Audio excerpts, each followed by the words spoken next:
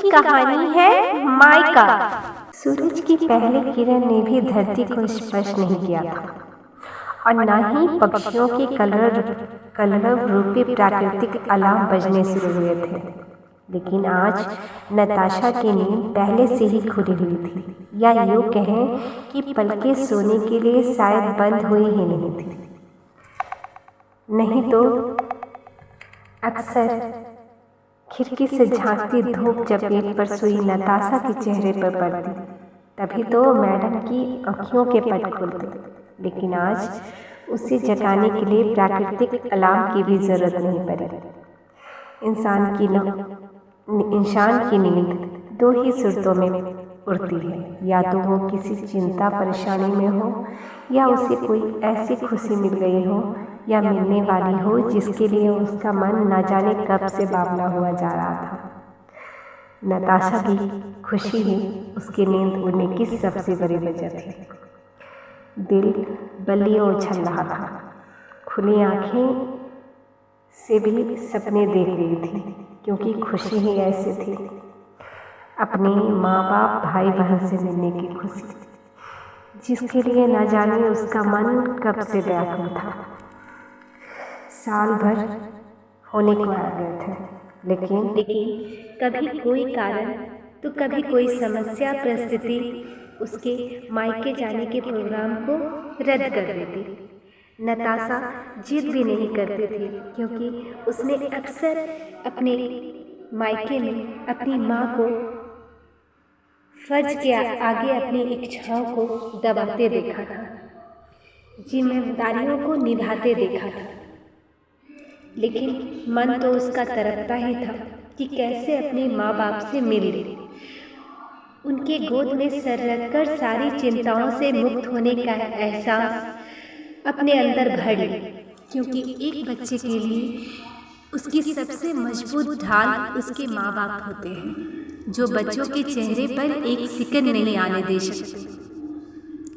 अपने माँ बाप भाई बहन से मिलने को उसका मन कल्पनाओं में डूबने लगा था कि कैसे उनसे अपने दिल की बातें शेयर कर रही है, कैसे उनके गोद में सर रखकर परम सुख का आनंद ले रही है, कैसे अपने भाइयों के चिढ़ाने पर झूठ मूठ गुस्सा कर उनसे शिकायत कर रही है। मोबाइल ने कुछ हद तक बेटियों को एक राहत तो दी है कि वो भले ही कितनी भी दूर हो, लेकिन अपने माँ बाप की खैरियत पता लग ही जाती है। वीडियो कॉल ने भी तो उन्हें देखने का सौभाग्य दिया है, लेकिन फिर भी जो सुख सामने जाकर उनसे मिलने और बात करने में है, वो फ़ोन कुछ अधूरी सी लगती है। वो फ़ोन के द्वारा कुछ अधूरी सी ही लगती है।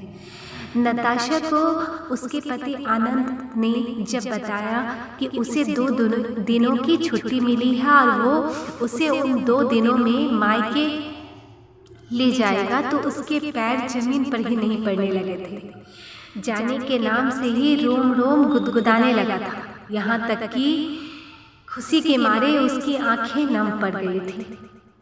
उसके गालों पर आंसुओं की धार बहने निकली थी। पति आनंद तो उसे चिढ़ाने का एक मौका भी हाथ से नहीं जाने देता।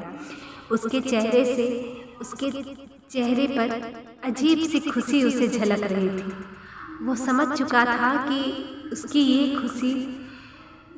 ये आंसू खुशियों भरी है, लेकिन फिर भी वो अपने आदत से कहाँ बाज आता।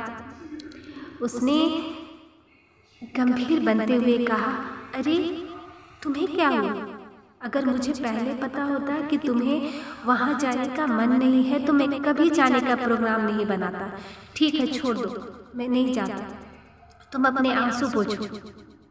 तुम भी ना कमाल करती हो। एक बार कहती कि मुझे नहीं जाना तो मैं नहीं ले जाता, पर इसमें रोने की क्या बात है?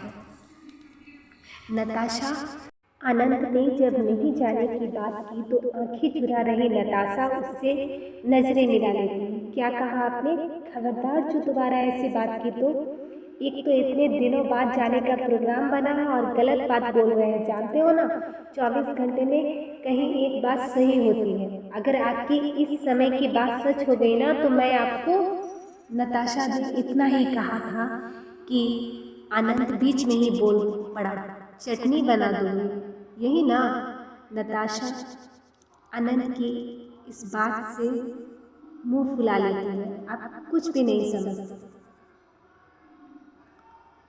नताशा को ऐसे मुंह फुलाकर बैठे देखकर आनंद उसके करीब आ जाता है। क्या समझूं, आंखों से आंसू बहा रही हो और कहती हो कि मैं, अरे आंखों से आंसू तभी तो बहते हैं जब इंसान तकलीफ में रहता है।